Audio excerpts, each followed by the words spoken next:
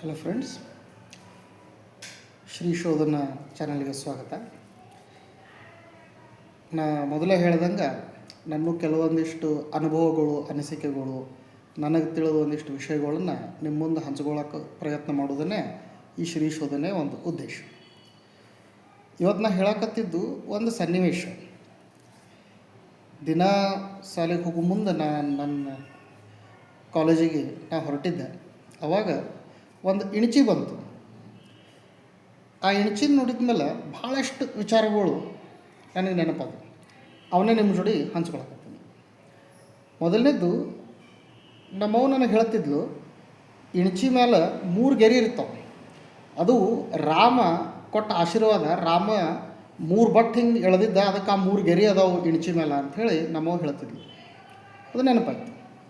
ಯಾಕಪ್ಪ ರಾಮ 3 ಬಟ್ಟಿಂದ ಆಶೀರ್ವಾದ ಮಾಡಿದ್ದ ಅಂತಂದ್ರೆ, ಸೇತು ಬಂದು ನಿರ್ಮಾಣ ಮಾಡುವ ಮುಂದೆ ಇಣಚಿ ನೀರಿನಾಗ ಮುಳುಗಿ ಉಸುಕಿನಾಗ ಉಳ್ಳಾಡ್ತಿತ್ತು.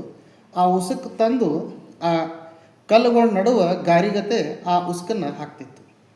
ಇವು ಕನ್ನಡದೊಳಗೆ ನಮ್ಮ ಮಂದಿಯೊಳಗೆ ಒಂದು ಮಾತು ಹೇಳ್ತಾರೆ, ನಮ್ಮದೊಂದು ಅಳಿಲು ಸೇವೆ ಇರಲಿ ಅಂಥೇಳಿ. ಸಣ್ಣ ಪ್ರಮಾಣದ ಏನರೇ ಒಂದು ಸಹಾಯ ಮಾಡಾಕತ್ತಿದ್ರು ಒಂದು ಯಾವುದಾದ್ರು ದೊಡ್ಡ ಕೆಲಸದಾಗ ಅಂತಂದ್ರೆ ಈ ಥರ ಅನ್ನೋದೊಂದು ಸನ್ನಿವೇಶ. ಮುಂದೆ ನಮ್ಮವ ಅದನ್ನು ಹೇಳಿದ ಮೇಲೆ ನಾ ಒಂದಿಷ್ಟು ಚಿತ್ರಗಳು ಬೇರೆ ಬೇರೆ ಕಡೆಯಿಂದ ತಕ್ಕೊಂಡೆ. ಬೇರೆ ದೇಶದ ಇಣಚಿಗಳು ಹೆಂಗಿರ್ತಾವೆ, ಹೆಂಗೆ ಕಾಣ್ತಾವೆ ಅಂತೇಳಿ.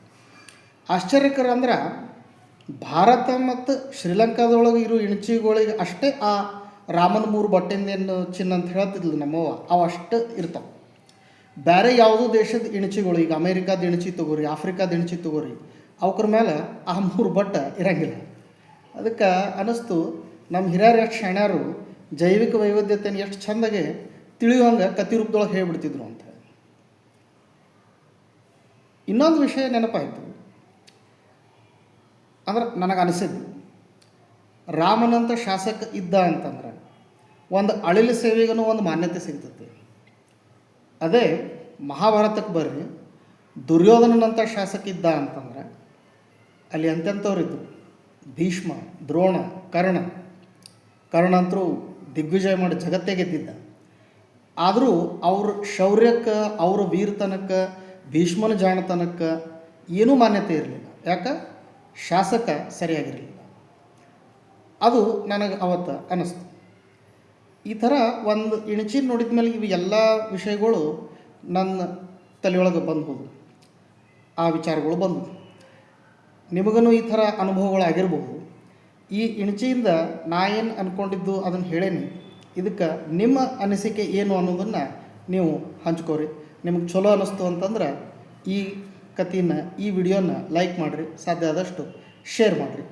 ಮತ್ತು ಮುಂದೆ ಬೇರೆ ಇನ್ನೊಂದಿಷ್ಟು ಸನ್ನಿವೇಶಗಳು ಇಲ್ಲ ಹೊಸ ವಿಷಯಗಳನ್ನು ತೊಗೊಂಡು ನಿಮ್ಮ ಮುಂದೆ ಬರ್ತೀನಿ. ಅಲ್ಲಿ ತನಕ ಖುಷಿಯಾಗಿರಿ, ಆರಾಮಾಗಿರಿ. ಬಾಯ್.